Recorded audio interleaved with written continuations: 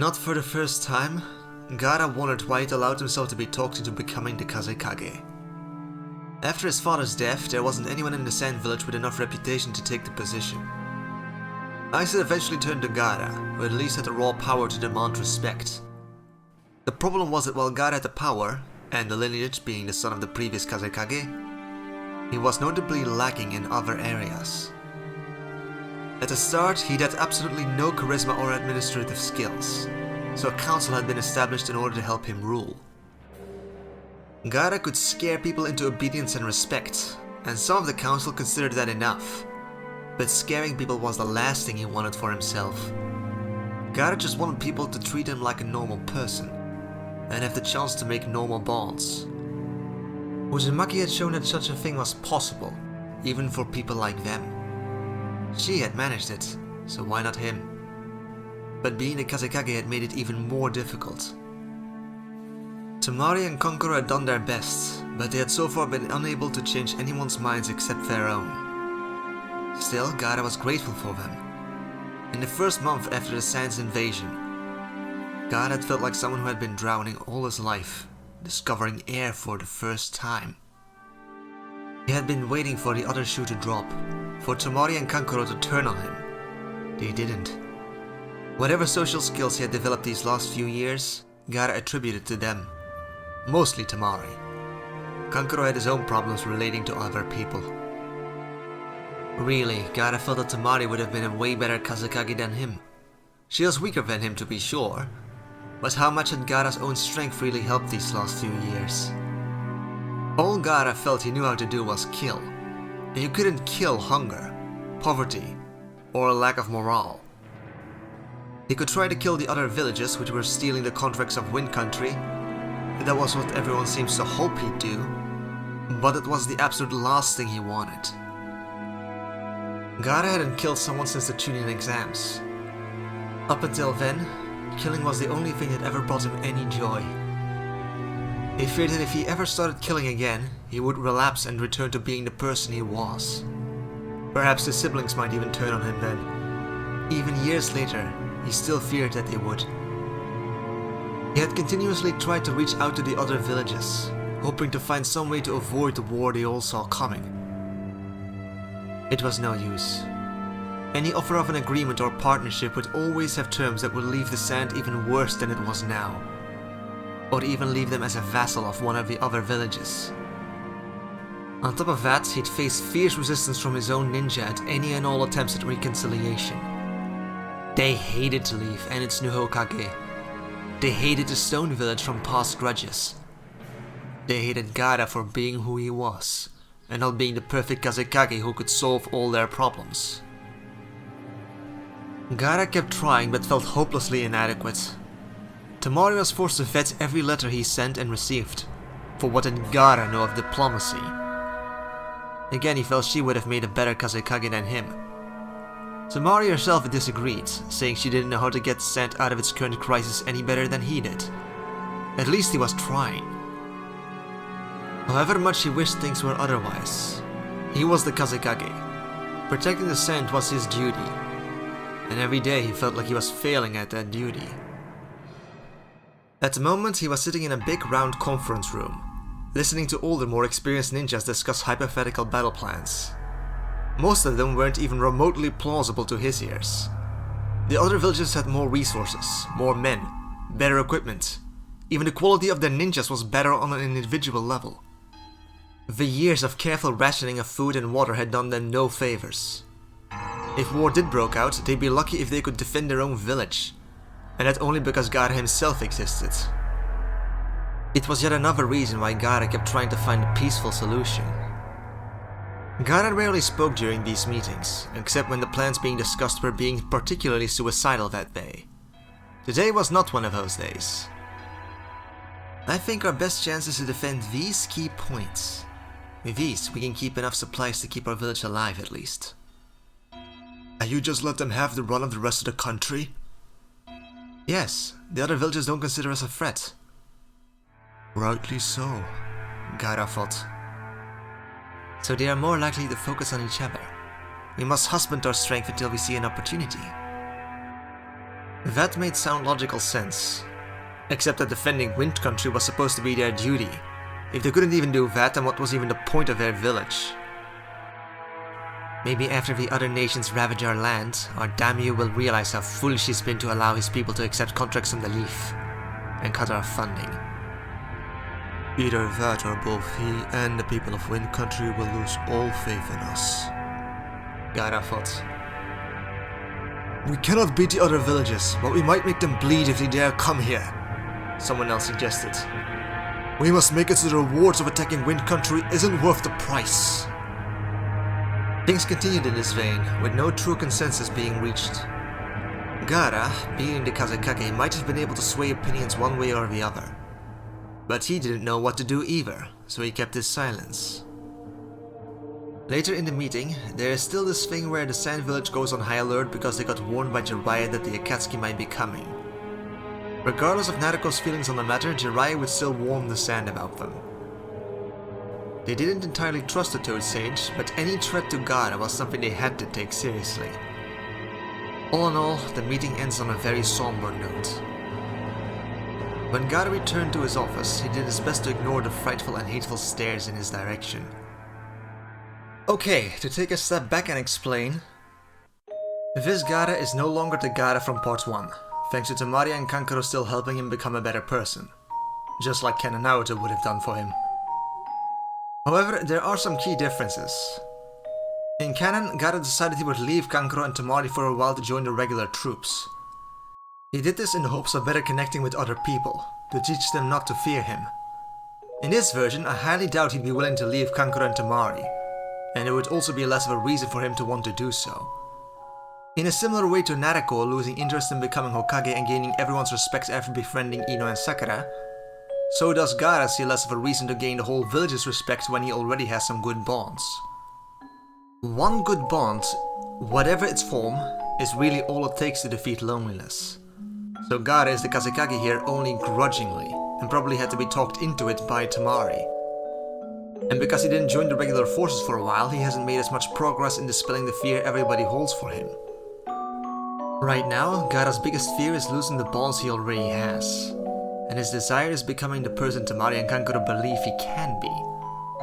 To that end, he wants to stop being a monster whose primary purpose and joy is killing. This would lead to him, as Kazekage, adopt a very anti-war and violence stance, which wouldn't make him very popular in the Sand Village. When Gaara returns to his office, and while doing some paperwork, he starts to notice this familiar feeling. Assassins have been trying to kill him for almost as long as he could remember, so by now he was very good at spotting when someone who meant him ill was nearby. He goes on high alert and notices the bird, quotation marks, that shouldn't exist in the desert. He finds the intruder and goes to confront Deidara on top of a building outside. Now, I wouldn't change this fight unless I had to. Deidara's strategy against Gaara was kinda brilliant, and I don't think I could come up with anything better. That said, there are a few things to consider here. The first is Temari. In canon, when these events took place, she was in Konoha helping to organize the Chunin exams and act as an ambassador. But that's not the case here, so if she's not there, there's a good chance she's at the Sand Village. Likely even in Gaara's office helping, since she's one of his closest advisors and confidants. I'm going to say they were discussing the last council meeting before Gaara notices that something's off. Now, Temari in part 2 is a Jonin, and probably one of Suna's strongest ninjas after Gaara. Even in part 1 she could low-key nuke a small battlefield with her Winjutsus. And she can fly, so she'd theoretically be able to make a difference if she was to join the sky battle. Though I don't think she can use her fan to fly and fire off offensive Winjutsus at the same time. However, I also just don't think Gaara would allow her to help him. Fighting is the one thing Gaara believes he is good at. This is his responsibility, the chance to prove he's actually good as a Kazekage. Politics he wasn't sure of, but this he could do. He's also not that worried about his enemy. I mean, yes, Akatsuki, S-class ninjas and all that, but Gaara is Gaara and lives in the desert. He does believe he's almost invincible here. I know he doesn't come across as arrogant in the show, but he also never comes across as worried until Deidara attacks the Sand Village itself. Gaara has been the biggest fish all his life with very few exceptions. His loss to Naruto also wasn't in the middle of a desert. Here he can destroy armies by himself with relative ease. So no, he's not going to let Tamari help him here, and she'll listen to him cause she also doesn't see him losing. The second thing we need to consider is that Gaara doesn't have his automatic defense. That defense was the result of his mother's chakra, which was infused in the sand, and that was lost in his battle against Naruto. Now, Gaara would have trained himself to compensate for that loss, and can still block any attacks he sees coming, but only those he sees coming and can react in time to. And we did see that Deidara's guided explosives are sneaky enough to get close to Gaara unnoticed. Let's quickly recap what happened in the canon fight for those that forgot, so we can pinpoint where it changes. Gaara finds Deidara, tries and fails to capture him. Deidara takes to the sky with his giant clay bird. Gaara tries to overwhelm Deidara with his sand attacks, since again they are in a desert. Deidara, while dodging, is testing Gaara's defenses. He discovers that his guided explosives are fast enough to maneuver around Gaara's sand attacks, but when they try to blow up in Gaara's face, BAM! There is the automatic sand defense. Now, this can't happen here, but Gaara has trained himself to compensate for that loss of ability, beyond just manually catching things. One of the ways he does this is by using that armor of sand that we don't really see him using after part 1. At least not as far as I remember. His ability is far from perfect, and I believe he would still take some damage from the explosions. And if not damage, we know that armor of sand takes a lot of chakra. He's not out of the fight, but the idea that he's got this in a bag is well and truly dead. Also, Deidara doesn't notice he has a near impenetrable defense, since, well, he doesn't. And that means he can just hit Gaara with C1 guided explosives. So his whole plan of sacrificing his arm to infuse some of Gaara's sand with explosives loses a lot of its luster. And yes, it was clear, at least to me, that Deidara sacrificed his arm deliberately. And he's not going to do that unless he has to for obvious reasons. At this point, tactics will start to differ from the canon fight. Gaara is still Gaara, and I'll keep saying it, they're in a desert. While Deidara allowed his arm to get grabbed, that doesn't mean avoiding such massive attacks is easy. And once Gaara has taken first blood, the rest of the Sand Village starts to get involved, firing projectiles and long-range jutsus that Deidara needs to worry about. Deidara then uses some clouds in the sky to take cover and create more C1 attacks without anyone noticing. If you think there wouldn't be many clouds in the desert, then well, I feel ya, but they were there, at least in some panels. I do think Deidara would still attack the Sand Village itself with C3, since that wasn't really a part of his big finisher on Gaara, but him simply being annoyed that people from below were attacking him. Also, it's Deidara. Why wouldn't he want to blow up the Sand Village? He flies out of the clouds holding that bomb statue screaming, "Ladies and gentle corpses, I am pleased and honored to be performing for you tonight. Gaze and marvel upon perfection, for it is fleeting." And he drops the C3 bomb. Art is an explosion. Now, Gaara isn't as enthusiastic about being the Kazekage here, but he does still take his duties seriously. Also, the few people he really cares about are all down there on the ground. But while Gaara is busy protecting the village and the people below, his own defenses suffer, which again means he takes several explosions that he fails to knock out of the air. The sand armor he uses helps a little, but it requires a lot of chakra to maintain. He's surprisingly resilient. Deidara thinks as he sees Gaara being bombarded by his C1 explosives, but not giving up. Oh well, if explosives don't solve your problem, then you're simply not using enough explosives. Deidara and his giant bird blitz towards Gaara. Seeing an opportunity, Gaara focuses all of his efforts on snatching Deidara and his clay bird out of the air. He was just able to corner the S-rank missing ninja in the sky and grab him with several tendrils of sand. This is the end. Sand coffin! And Deidara's midriff got crushed. He fell over to land on the head of his clay bird, but then he separated in two, away from his ruined torso in a way no living person should be able to. His skin grew white and he elongated like clay being stretched thin. The face of the now revealed clay clone stopped a few inches from Gaara's face. Aren't I beautiful? It asked with an unnaturally wide smile. It was the single most creepiest thing Gaara had ever seen in his life. Goodbye! And it exploded in his face with enough force to kill him outright if he hadn't been using the sand armor. But Deidara had been taking stock of his durability and calculated the amount of force well. Meanwhile, the real Deidara flies out from behind the cloud he'd been hiding behind the entire time to grab the now fallen Kazekage. But before he can reach him though, he needs to halt his flight, as a giant weasel with a scythe comes flying towards him and nearly cuts him in two. Deidara clicks his tongue in annoyance.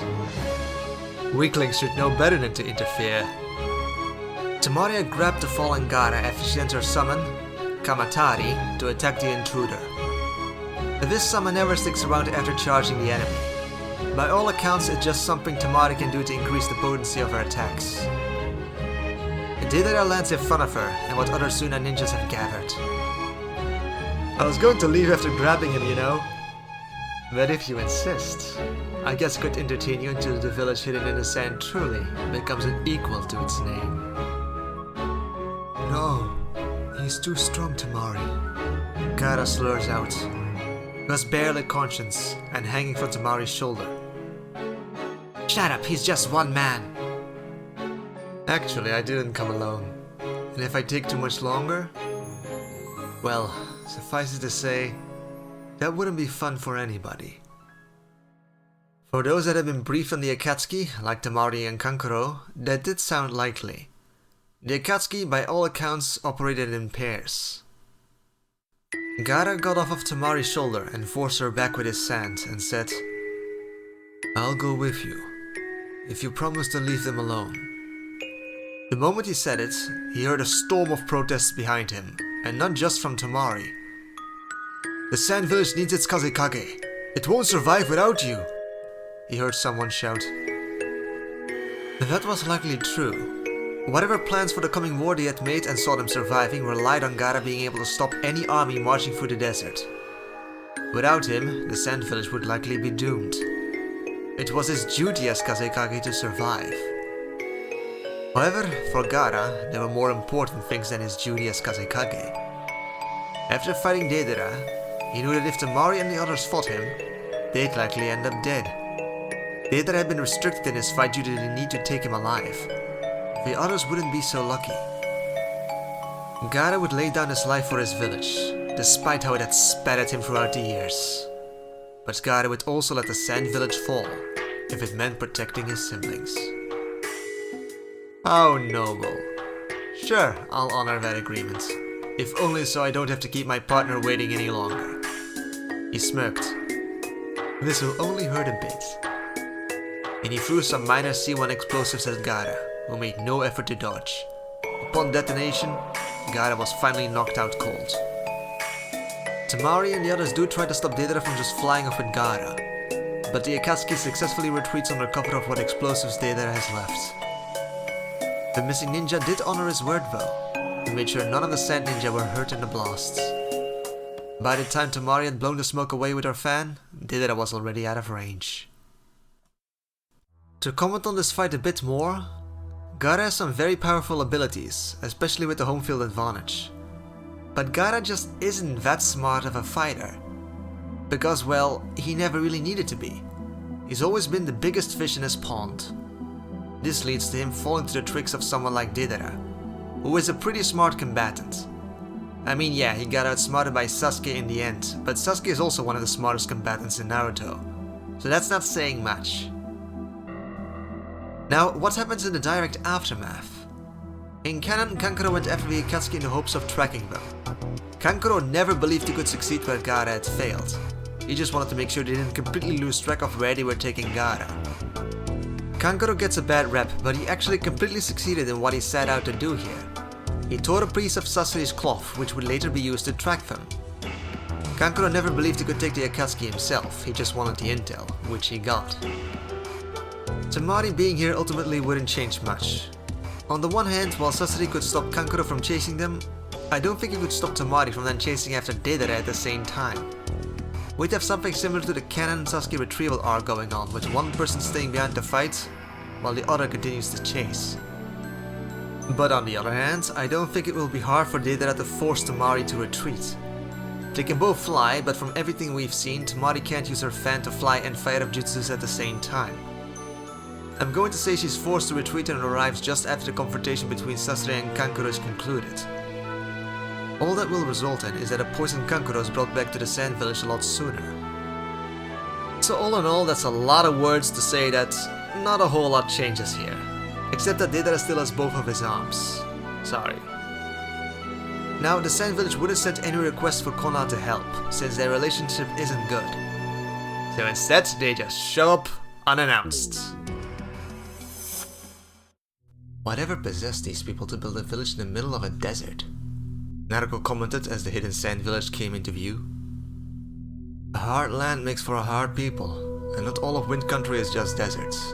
They get their food from the more fertile areas, Kakashi commented. Their group consisted of 4 people: Kiba, Naruto, Sakura, and Kakashi. Naruto would have preferred Asuma, but he wasn't in Konoha. He had reportedly returned to his duties as one of the 12 ninja guardians of the daimyo. Danzo had given overall command of the mission to Naruto and told her to pick her team. Sakura was a given. She knew Kiba well, and Kakashi was the second choice after Asuma. Kiba had also studied under Kakashi, so hopefully those two would be able to work well together.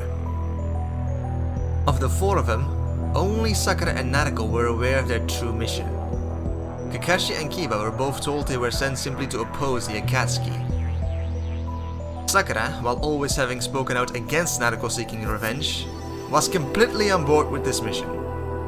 Sakura's objections to pursuing Gaara had always been out of concern for Naruto, not out of any forgiveness for Gaara. She hated him too. Both girls were strong now, and this was an official mission sanctioned by the Hokage. Sakura had a lot of scruples under most circumstances, but she could make an exception here. There would be no objections from her, and they would finally get the chance for justice and closure. Kakashi, Naruto didn't know well enough to trust him with the truth. And Kiba? Well, the Kiba she remembered wasn't exactly made for subtlety. That might have changed in the years training under Kakashi, but she didn't know. Naruto also didn't want Kiba's conscience to get in the way. This mission wasn't exactly honorable from most perspectives.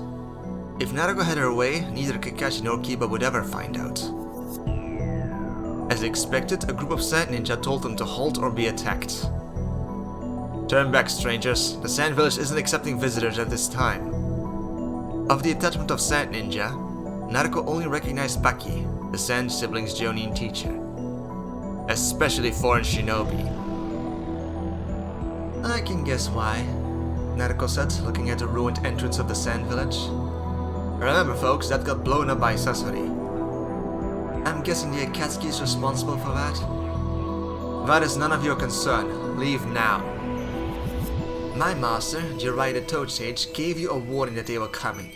The least you can do is tell me how that ended. The Akatsuki are my enemies as well as yours. They came to attack us, but they fled.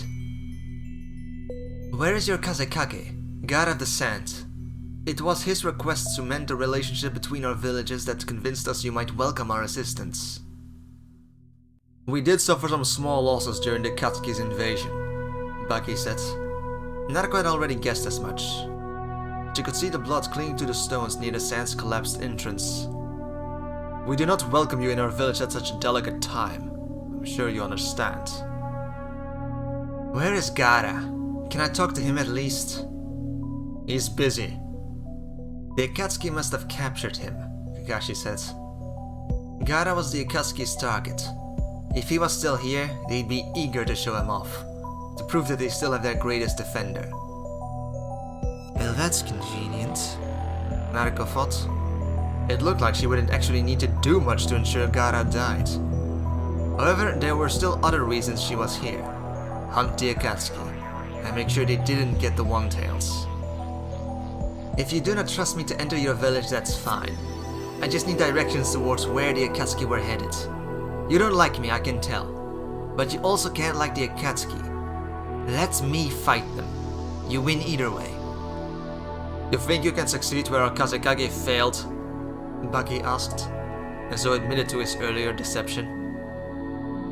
Naruto smirked.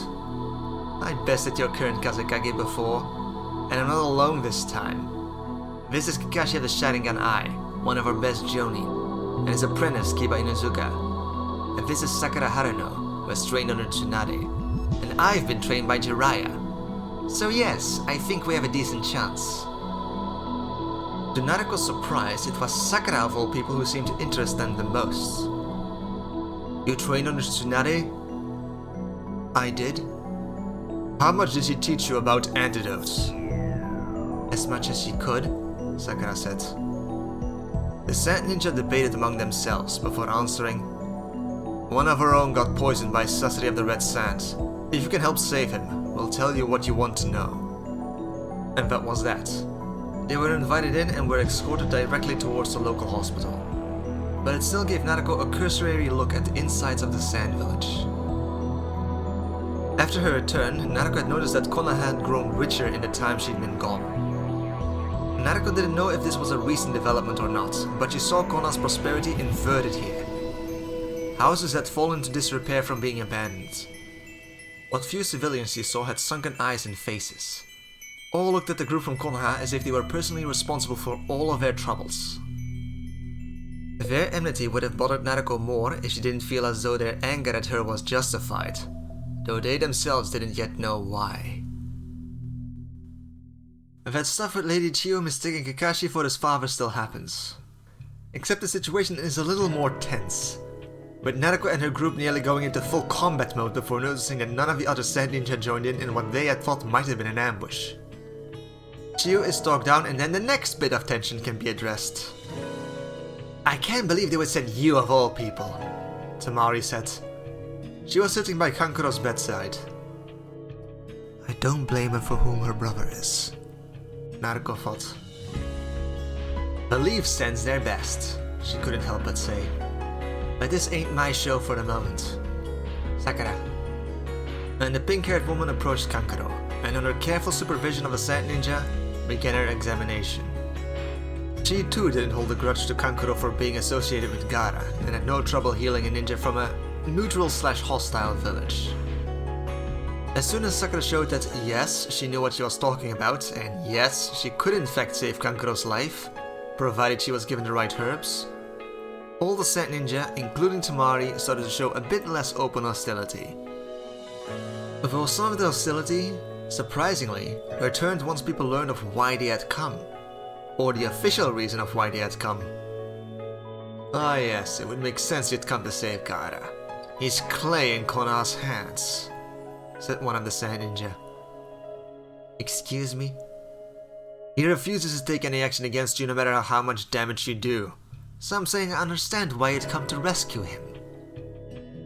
Without Gaara there would be no hope for our village. Regardless of how you feel about him, we need his strength, Tamari said. What good is strength if you don't use it? He's got all the supposed power, and still he lets us slowly starve. He's a coward, and he lost. Enough! Chiyo yelled. Really? Bickering amongst yourself in front of outsiders? Is this what we've been reduced to? This silenced them, but Naruto was too interested to let this topic lie. I've taught Gaara many things over the years. Some I admit I wouldn't want to repeat in polite company, but I've never thought him a coward of all things. He's not, Tamari said. The only one Gaara truly fears is himself. He's trying to be better than he was. Some, however, believe they'd be better served with the old Gaara. Naruto felt nauseous, and she didn't fully understand why. But what she was hearing did match what she heard from Jiraiya concerning Gaara over the past year. Hurry up, Sakura, so we can get this mission over with, she thought. She went to sit in a corner and Kiba came to join her. You're being unusually serious, he told her. This is my first time leading a mission, and the stakes are high. And you're sure it has nothing to do with the mission objective? He asked, making sure they weren't overheard. I won't deny that it's personal. I guessed as much.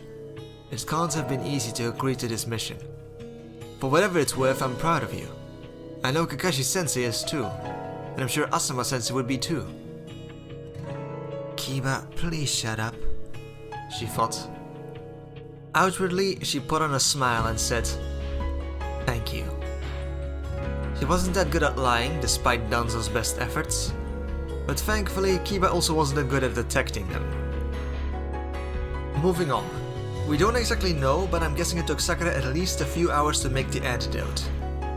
In canon, she could make 3 different portions, of which one was used on Kankuro and the other 2 later on the Sasori fight. However, due to the Sand Villager's poorer state in this version, she'll have less medicine to work with, so I'm saying she only makes 2 antidotes, one of whom needs to go to Kankuro. In the meantime, Naruto does some preparation for the coming conflict, checking her tools and absorbing some nature chakra for when they head out. She could stretch out the time she could remain in sage mode for a much longer time if she wasn't involved in any active combat. Also, you might be wondering, has Naruto learned the trick of having some clones stored up nature chakra to extend the time limit, like Ken and Naruto managed to do? The answer to that is actually no, she hasn't. More on that later. So Kankuro eventually wakes up and tells them all what he knows about Sasori. Lady Chiyo is convinced to come along, and Tamari, notably, isn't convinced to go on border patrol and focus on the Sand Village's security while the old lady goes to help. Tamari knew that God had more or less allowed himself to be captured to save her life. He had placed her well-being over that of the village. She could damn well do the same. Also, heads up, Team Guy isn't coming here. In canon, Tsunade sent them because she saw some bad premonitions. Like, she saw a crack in her glass and was winning the lottery and all that. Danzo doesn't have that kind of reverse bad luck spidey sense. And I also just don't see a reason to include that team.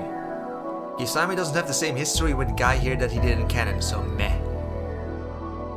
But since Kisame isn't being used to stall Team Guy, that just means he'll end up stalling Team Naruto along with Itachi. Given her sensory abilities in Sage mode, Naruto knows what's up ahead and makes sure she's fully charged up on nature energy before engaging. Also, a warning is given to everyone not to look Itachi in the eyes. Sakura and Naruto knew at least 2 of the Akatsuki were Uchiha, or at least had a Sharingan. So both Kunoichis at least have practiced extensively on how to fight someone while avoiding eye contact. This seems excessive.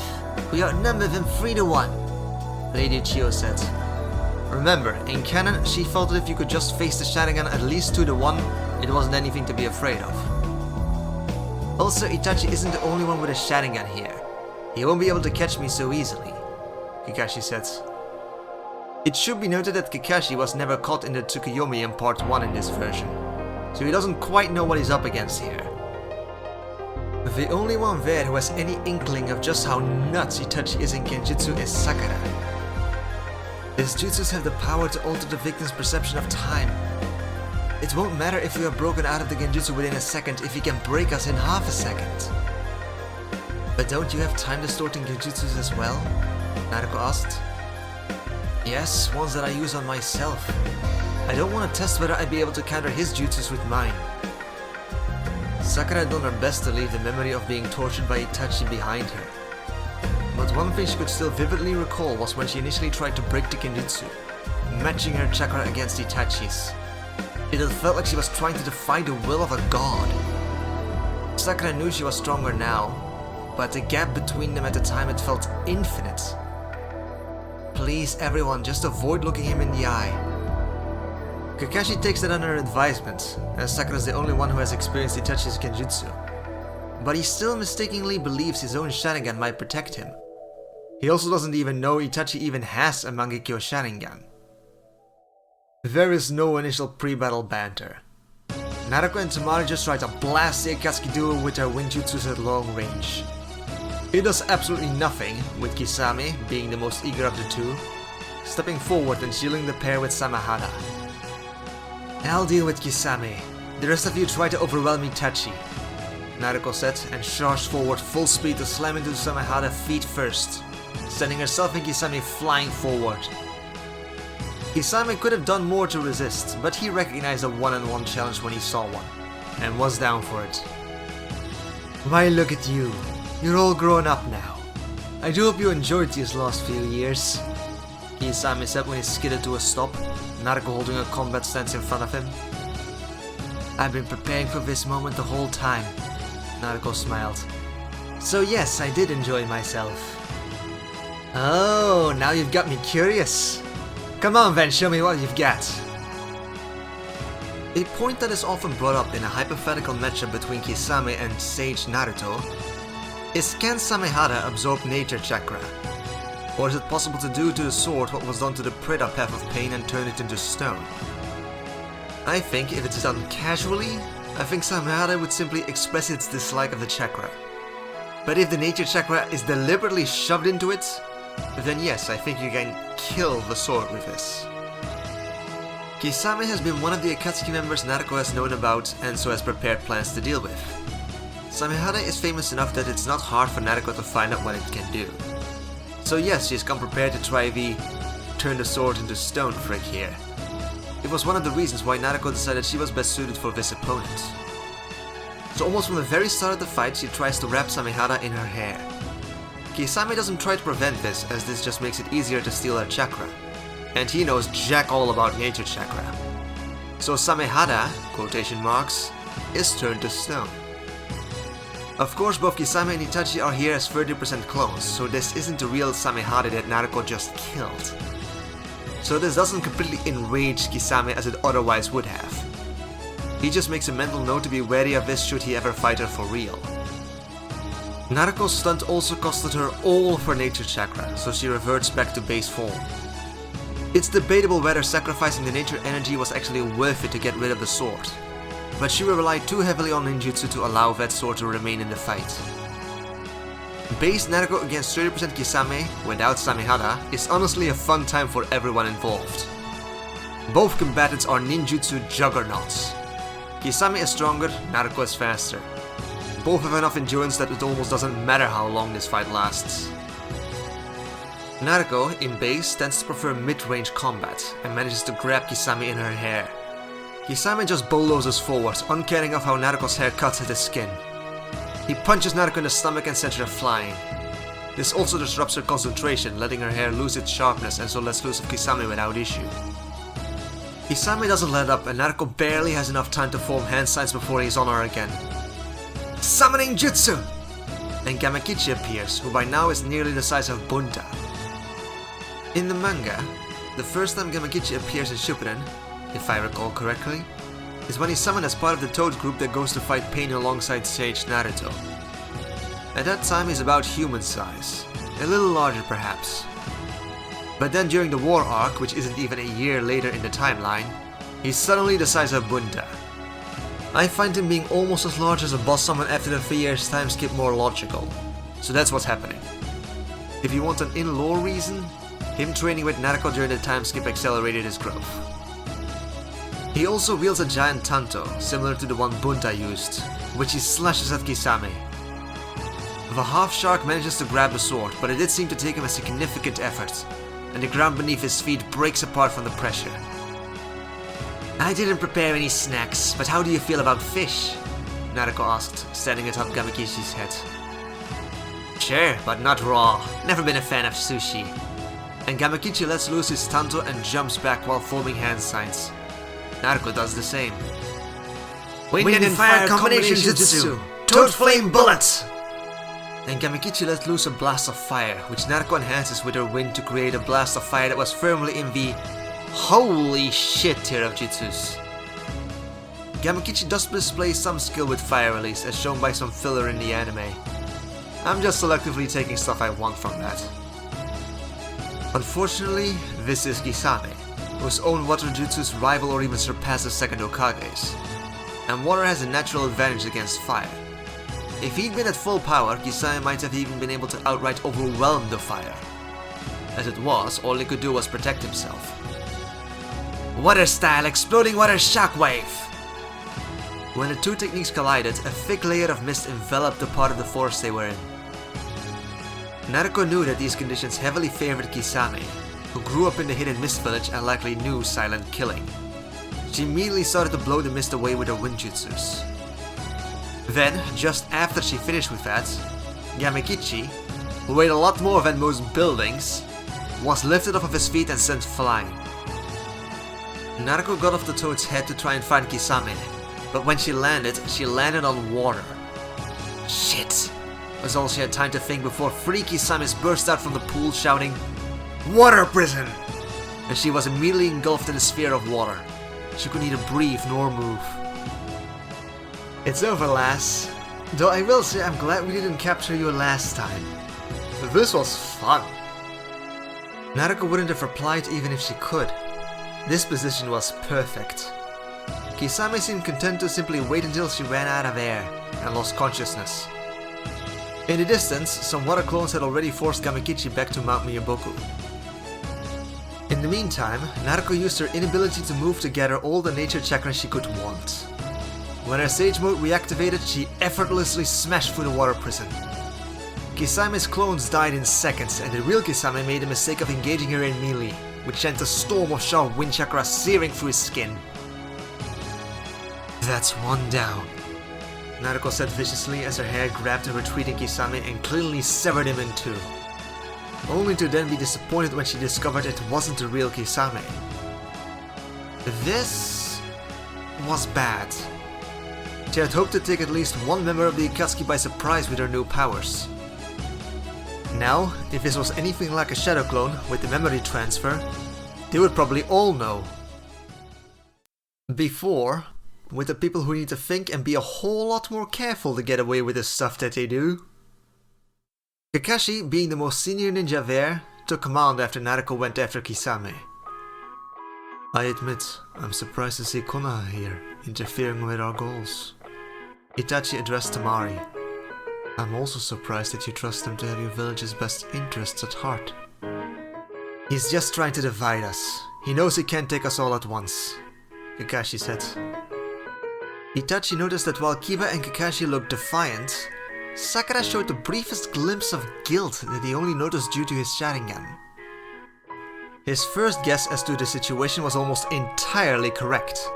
His only mistake was assuming that Kakashi had the overall command. "Danzo wishes the Akatsuki stopped, but Haruno and likely Uzumaki have been given orders to make sure the Kazekage doesn't survive." He saw no need to not let this play out, but first he had to play his part.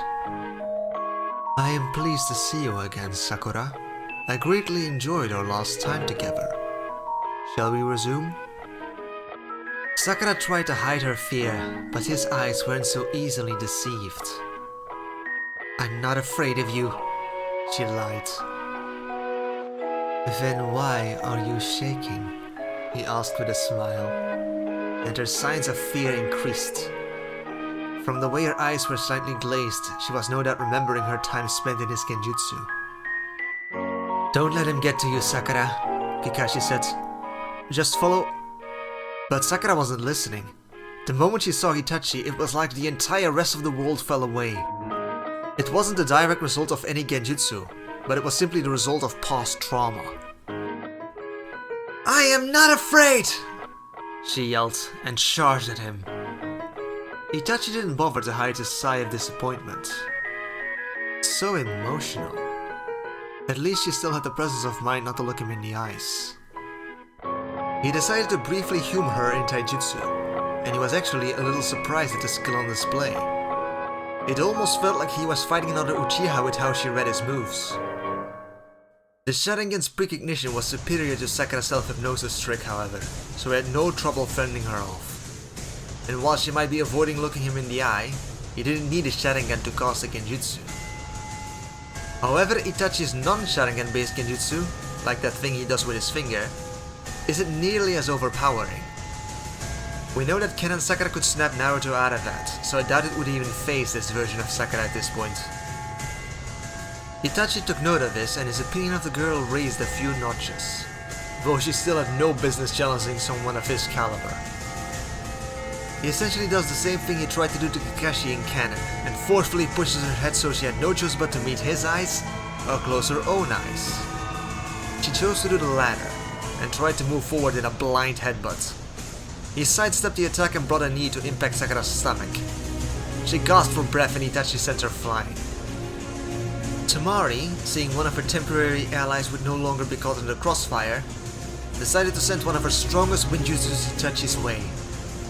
Kakashi again tried to yell, "Don't!" but it was too late. Itachi turned around and weaved hand signs with a speed that none of them could follow. Great Fireball Jutsu. Tamari's wind jutsus only strengthened Itachi's fire jutsus, creating a giant inferno that was too wide for Tamari to dodge. "I've got you!" Kiba said as he pulled Tamari under the ground, preventing her from being turned into ash. He had been attempting to sneak up on Itachi with the Headhunter jutsu, but he was Kakashi's student. Protecting a comrade was more important than trying to take down the enemy. "Thanks," Tamari says after she climbs out of the ground. She had briefly had her life flashing before her eyes there. "We need better teamwork," Kakashi thought. "Kiba and me are fine, but Sakura hasn't worked with us for years, to say nothing of Tamari and Lady Chio. Tamari, you stay back and keep an eye out. Make sure he doesn't surprise us." Tamari's windjutsus were worse than useless against a fire user like Itachi. She'd have to be relegated to support. "Sakura, what the hell was that? You should be better than this." And he wasn't referring to her emotional outburst earlier. Kakashi had spectated the spar between Jiraiya, Tsunade, Narako and Sakura. And Sakura had been way better back then. This isn't the kind of opponent where you can afford to hold back. "My jutsus aren't genetic, Kakashi-sensei," Sakura told him, and Kakashi understood. She feared that if she showed her mastery of the primary lotus, Itachi would instantly be able to copy it. After all, the Sharingan could copy any jutsu that wasn't a genetic bloodline trait. A Sharingan couldn't just copy a normal taijutsu user who used the gates. But it wasn't unreasonable to assume it could copy Sakura's genjutsu cheat code. The last thing they needed was to give Itachi mastery over any of the gates. Sakura was okay with using her basic self-hypnosis analysis jutsu only because the Sharingan's natural abilities were already superior to that. There would be no point in copying it. Not wanting to use all their abilities out of fear of strengthening the enemy was a dilemma that Kakashi's enemies sometimes faced when fighting him. He didn't like his team facing that problem from the other side. "Up to me then," Kakashi thought, and engaged Itachi in taijutsu, counting on his Sharingan to protect him from Itachi's own Sharingan. In this, he is mistaken, as soon as his eyes meet Itachi's, Itachi uses Tsukiyomi on him, essentially doing to him what he never had the chance to do here in Part 1. And just like that, Kakashi is out of commission. Part 1, Kakashi believed his Sharingan could protect him from Itachi's own. In Part 2, Kakashi has trained his eye even more, and so would logically be even more confident he could get away with this. And he's still just as wrong. Itachi observed his work that was the panting and slowly collapsing Jonin with some satisfaction. In this way, he had maintained his role as a Katsuki, as well as served the Leaf Village. He had seen from simple body language on his earlier comment that Hatake wasn't in on the real plan to sabotage the sand. That meant he might become a problem for Uzumaki and Haruno down the line.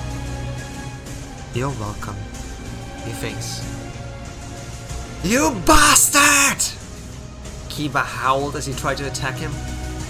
His recklessness allowed Itachi to put a very basic genjutsu on him as he sidestepped the attack. Thankfully, Akamaru immediately noticed and snapped his master out of it by biting him. "Clever dog," Itachi thought. Sakura again came in, and this time, Itachi was able to maneuver himself so their eyes met. However, Sakura had essentially come up with the same strategy as Kakashi had done in Ken. She had made a shadow clone in all the commotion without Itachi noticing, while hiding her real self, and his genjutsu had no effect on the clone.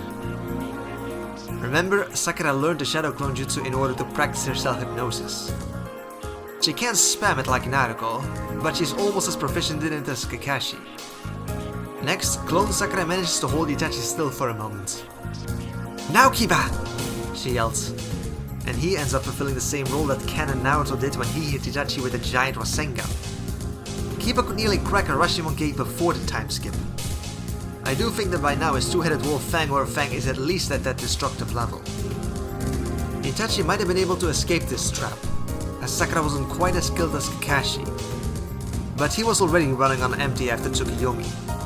Even under normal circumstances, that jutsu drained him, and this was a clone with only 30% of his chakra. Alternative interpretation.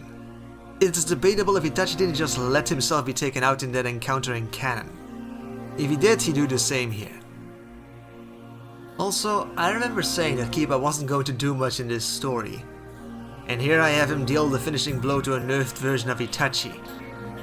Shows what I know. Naruto arrives mere moments later and instantly focuses on their downed comrade. Kakashi-sensei. He's alive, but I think Itachi might have done to him what he did to me, Sakura said. That wasn't true, as this was the real Tsukuyomi, and she had only been exposed to a watered-down version of it. But Sakura had no way to know that. I know how hard this must be, but we can't stop now, Tamari said. Every second we waste risks Gaara's life. She's right. Kakashi-sensei wouldn't want us to delay the mission on his behalf, Kiba said. I'll send a clone to take him back to the Sand Village, Naruto said, though she cared less about saving Gaara and more about the Akatsuki escaping.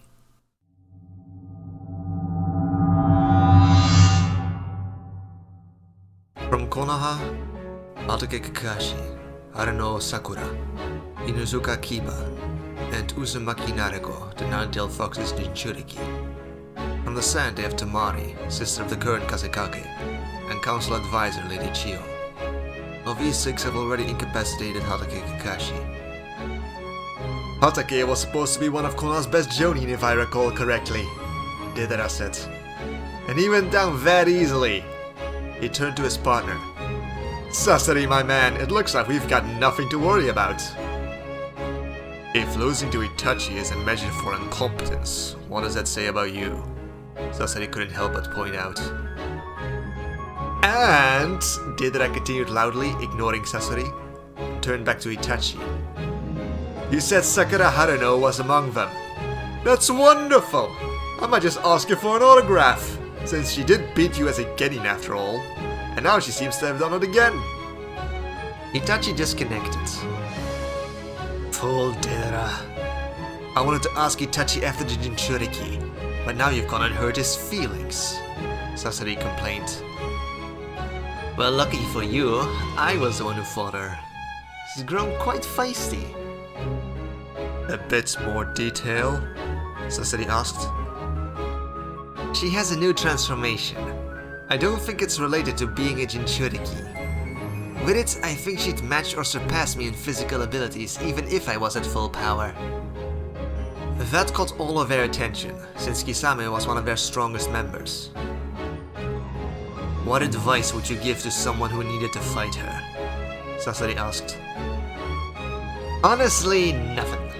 I don't want her to lose to someone before I've got another crack at her. Kisame, Pain said. Just tell him. Fine. The transformation has a limit. A limited amount of time, a limited amount of jutsu, a limited amount of chakra she can use before it disappears. And I think she needs to meditate or something to recharge the form. My advice would be to not even bother trying to win while she's using her superior form. Sit on the defensive, play dead, monologue if she's willing to sit and listen, anything to buy time. Or maybe drain her chakra, which could kill my sword, by the way. Once she exits the form, don't let up. Don't give her a moment to rest. There, Kisame said, turning to Pain. Good enough. If she has that kind of power without even using her tail beasts, she could become a troublesome obstacle. Pain addressed Sasori and Deidara. Capture her alive if you can. If you cannot, your mission is to learn as much about her as you can. Survive, and report back to us. Oh, now I'm getting all excited, Deidara said. Don't get greedy. You've already gotten 1. That's our quota. 1 for each of us. This sparked an immediate argument between the two. I don't care which one of you does it, just see that it is done, Pain said after a while. Surely you're both old enough to share your toys, Conan felt like commenting. True artists don't really share their projects. They each strive toward perfection in their own unique way, Deidara said, and Sasori actually agreed. A word, child, Lady Chiyo said. Naruto didn't let the child comment bother her. Someone that old probably called everyone a child. She fell back in step with her. What is it? Why are you here? Does she suspect something? Naruto wondered. Isn't it obvious? The Akatsuki are my foes. But there is more, isn't there? Don't bother denying it. You're decades too young to pull the wool over my eyes. If you've got something to say, just say it. I spent decades chewing in anger and resentment, Chiyo said, and Naruto recalled her reaction to seeing Kakashi. You think I cannot recognize the same thing in others? Naruto didn't think she could get away with saying nothing. Lucky for her, one of Danzo's lessons involved how to lie with half-truths. It was easier than just a full lie. I have reason to dislike Gaara, this is true. But Gaara is an immediate threat to me. The Akatsuki is. What did Gaara do to you? Chiyo asked, and Naruto tells her. You shouldn't judge him so harshly, Chiyo said. That's rich coming from you. You would have skewered Kakashi if he actually was his father. Who are you to talk to me of forgiveness? Who said anything about forgiveness? It's about proper direction. You shouldn't judge Gaara so harshly since he couldn't help what he was. His tail beast drove him insane. If anything, blame the people who condemned him to such a fate. Like me. You. It was I who sealed the One-Tails into Gaara on his father's orders, and it led to everything that followed. So if you're going to exact vengeance on someone, let it be me. Chiyo laughed. But I wouldn't wait too long if I were you. An old fossil like me could drop dead at any moment. Naruto didn't know what to say. She had been holding on to that grudge for so long, transferring it to someone else so suddenly, especially a cranky old woman. It just wasn't happening. You say he can't help what he is. Well, what he is dangerous. Lady Chiyo snorted. I wish he was a little more dangerous. As a Kasukage, he is way too passive. I don't know how he overcame his madness, but it has pushed him too far into the other direction. Really, I'm way more of a hard case than he is. I find that hard to believe. I joined this mission to kill my own grandson, Chiyo pointed out. That, Naruto admitted, was a fair point. Lady Chiyo's words caused some doubt within Naruto, which she tried to shake off. Regardless of my own personal opinions, I've got my orders. Following her superior's orders, like any good ninja. Nobody could fault her for that, surely. But then why did she feel so unclean? Naruto wished she could speak to Sakura of her doubts, but secrecy and a lack of privacy made that impossible. But Sakura knew what they were doing and agreed with it.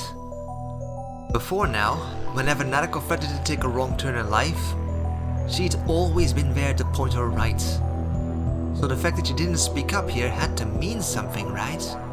It had to. There wasn't a whole lot more room for introspection as they arrived at the cave the Akatsuki were using to hide. Now, we do have an issue with the barrier and the doppelgangers that Team Guy fought to address. I don't want to spend a lot of time here, and would have cut that part off completely if I was truly writing the script from scratch. Let's just say that Kiba can find the barrier nodes from the scent trail when one of the Akatsuki had placed them there, and clones of Naruto are used to remove them. The clones fight their copycats, but the shadow clones swiftly pop out of existence from the strain and the doppelganger clones disperse. Moving on. Both Sakura and Sage Naruto could break through the entrance with brute strength, so Naruto decides to do it herself. Her own strength was no longer a secret. Sakura still might be. Naruto of course has a very different reaction upon seeing Deidara just disrespecting Gaara by sitting on what they assume to be his corpse. Well, this simplifies things, she thinks. Though this also meant that the Akatsuki had already extracted the One-Tails, which meant she had already failed one part of her mission. Though with this, maybe they could make it through this without making the sand her eternal enemy. You... give Gaara back right now! Tamari yells. Which one of you is the Jinchuriki? Deidara asks in return. All he knew was that the 9th Jinchuriki was female. That would be me, Naruto admits easily. As she was the strongest there currently, she'd prefer to keep the enemy's focus on her. And we are clearly too late, she says to Tamari. All that remains is to make these bastards pay. There was no heat in her voice, just cold professionalism. Quiet! You don't even care that Gaara might be dead! Tamari replies. Personal feelings have no place on a mission. They cloud your judgment, Naruto says, echoing one of Danzo's favorite sayings. Also, Tamari's words were plainly untrue. She did care that Gaara was dead. It didn't feel quite as satisfying as she imagined it would, considering the circumstances. Deidara and Sasori exchanged looks. They sensed a crack in the armor, and they were both ninja enough to drive a wedge into it. Hey, wait a moment, Deidara exclaimed. Which one of you is Sakura Haruno? You know me? I am a huge fan of yours. Anyone that can cause Itachi Uchiha to lose face is okay in my book. I almost want to ask you for an autograph. Sakura, do not give this man your autograph, Naruto commands half-jokingly. Deidara pouts in her direction before turning to his partner. Hey Sasori, my man, you mind if we let these guys live? Deidara, please show a modicum of professionalism. We've got a job to do. Well, I'm sorry to say, my heart just wouldn't be in it. A fatal handicap for an artist such as myself. But I'm sure you've got everything under control, Deidara said, standing up. I'll also be taking this. And he lets his giant claybird grab up Gaara.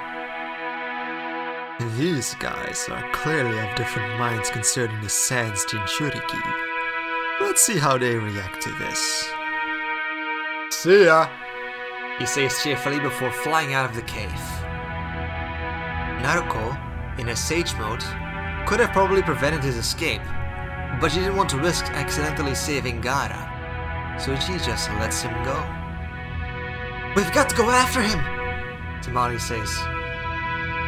By all means, go after him, Naruto says. Tamari had failed to retrieve Gaara before on her own. Naruto had no doubt she'd fail again. Tamari gave her a venomous look before heading off. We can't let her go on her own, Lady Chiyo says harshly.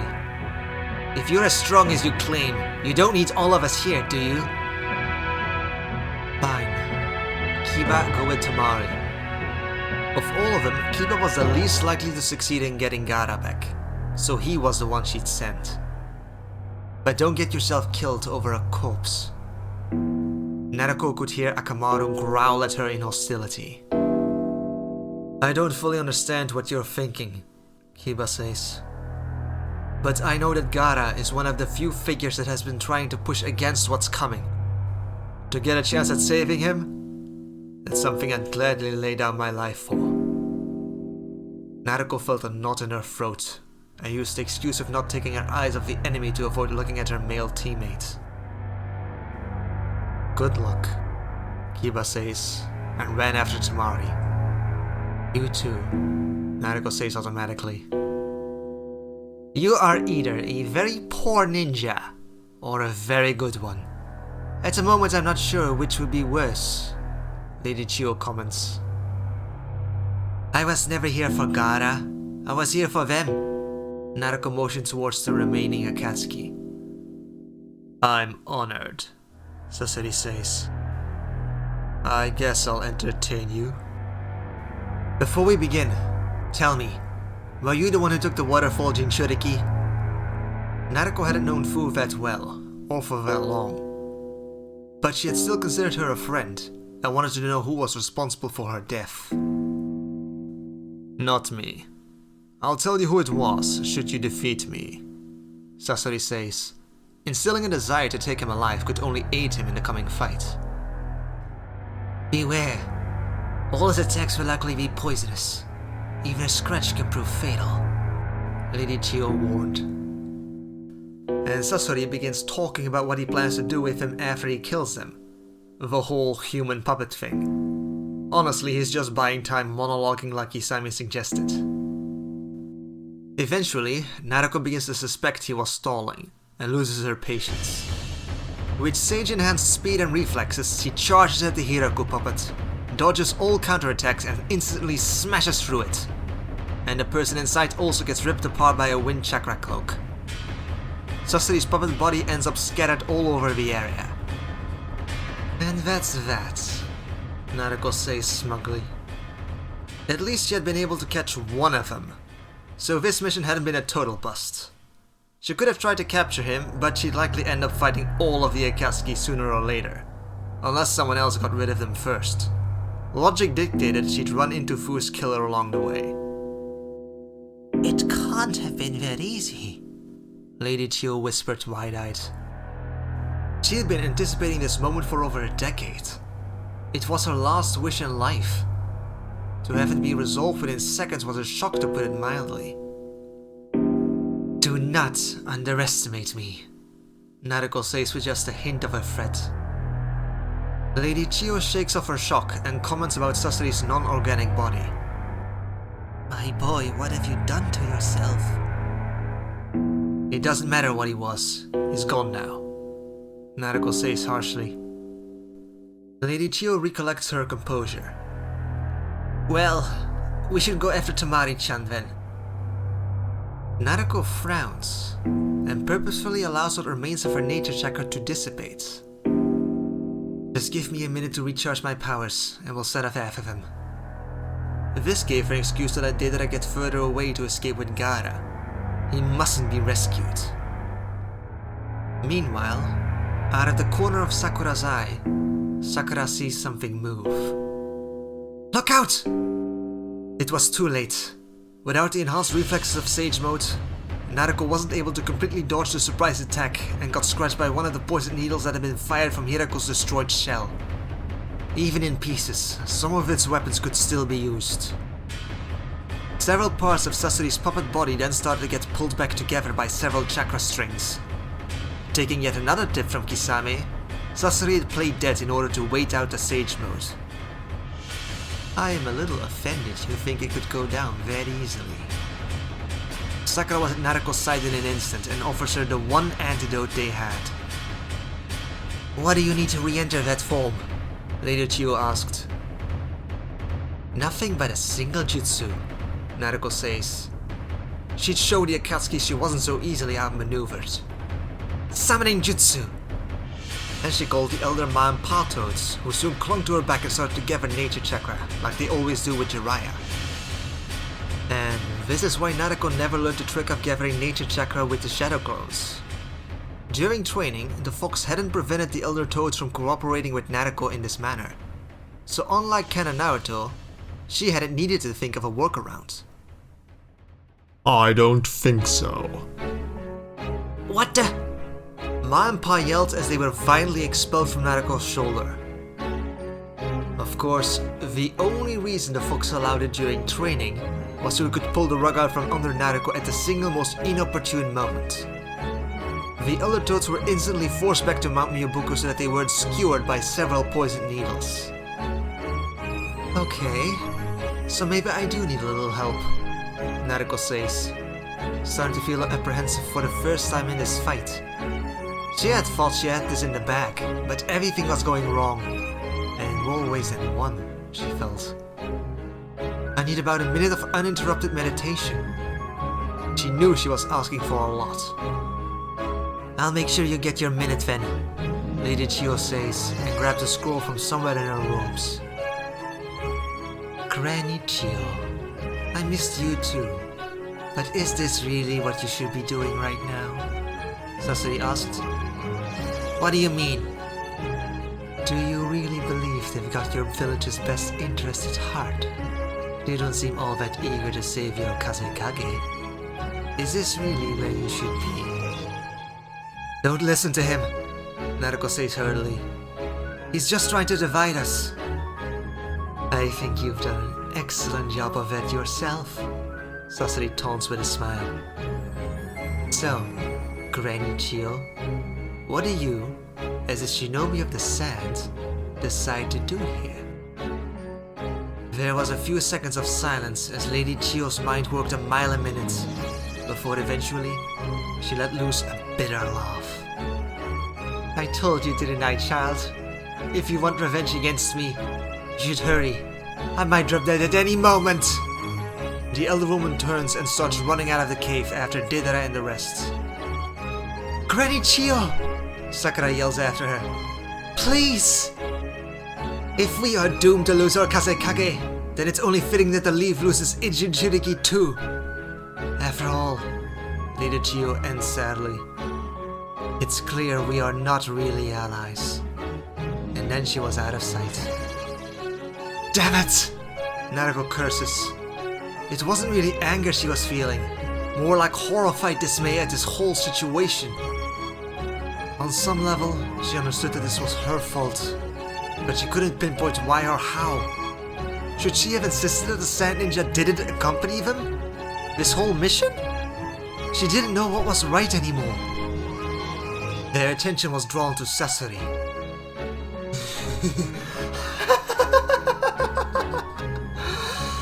No, this truly is a fine comedy, and it's about to get even better. And he presented a scroll with the number 3. Poor Granny. If she had known I had this, she might have stuck around. And he summoned the third Kazekage puppet. Let's try this again, shall we? For real this time. So yeah, with this cliffhanger, we end part 33. Not exactly a part that paints our protagonist in the best light, is it? Nikes out.